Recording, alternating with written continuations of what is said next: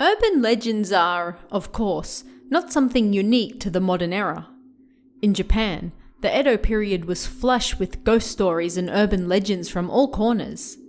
It seemed everything had its own scary tale to tell, from a particularly strange stone on the side of the road to a noisy well in the imperial palace grounds. These legends sprung to life to explain the unexplainable, to give history to things that had no history. In the Edo period, these sorts of stories flourished, and some of these legends even made it all the way to modern times, although perhaps in a slightly different format.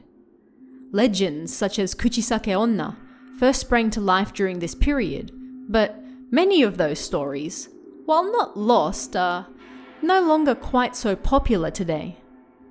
With this series, I'll be introducing you to some of the urban legends that were born, shared, and whispered on dark corners during some of Japan's most creative years, the Edo period.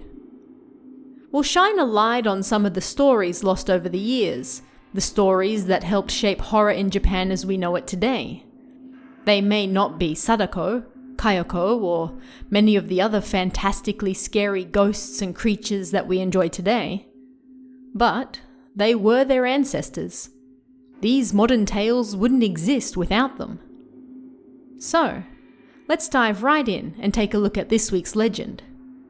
This legend is the tale of the reeds with leaves on one side.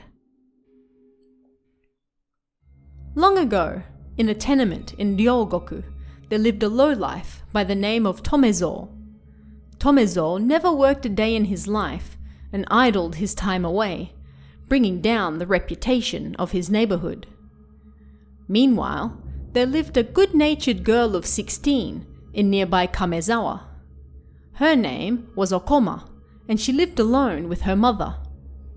Not only was Okoma a good-natured girl, but she was extremely beautiful as well. Even those in the tenement had heard of her charms, and many waited with bated breath to see just what type of man she would end up marrying. Tomezo also took an interest in Okoma, and he started to follow her around more and more. "Hey, Okoma-chan! Hey, answer me! Give me a smile, please! Just one smile!"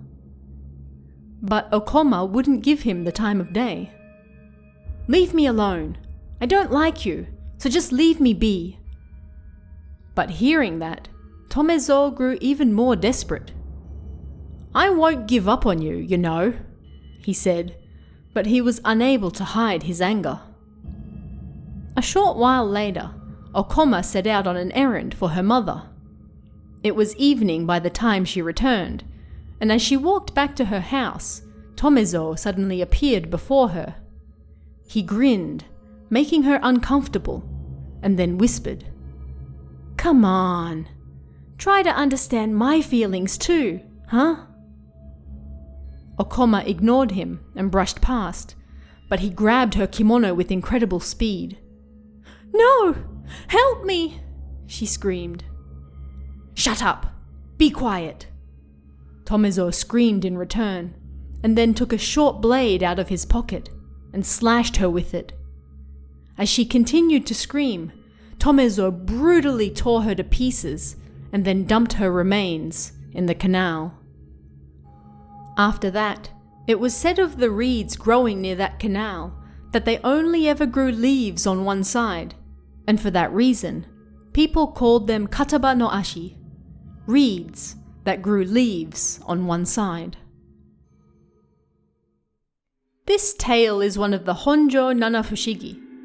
This term may be familiar to you if you delve into a lot of modern ghost stories, particularly school stories. Nanafushigi means literally the strange seven. Many schools around the country have their own Nanafushigi, which are 7 scary stories or legends that exist within that particular school. For example, Hanako-san of the toilet, or a set of stairs that has 12 steps during the day, but 13 steps at night. This tale is a part of the Honjo Nanafushigi, with Honjo being an area of Sumida Ward in Tokyo today. There are, oddly enough, more than 7 stories in Honjo's Nanafushigi, so this is actually one of 9 tales told in the area.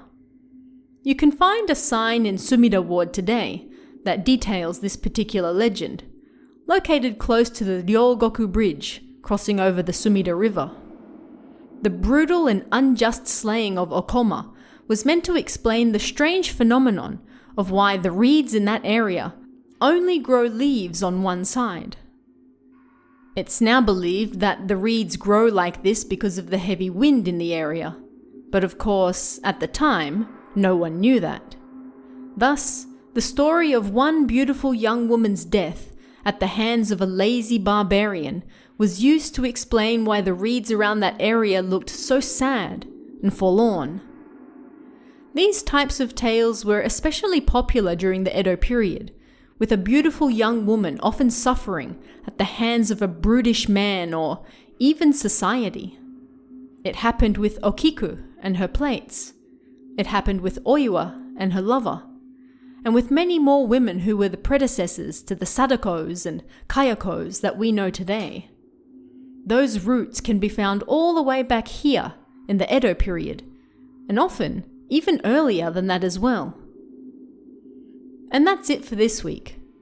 If there are any other particular types of legends you'd like me to look for from this period, like ghost tales, yokai, or anything like that, let me know in the comments below. And I'll see you again next time.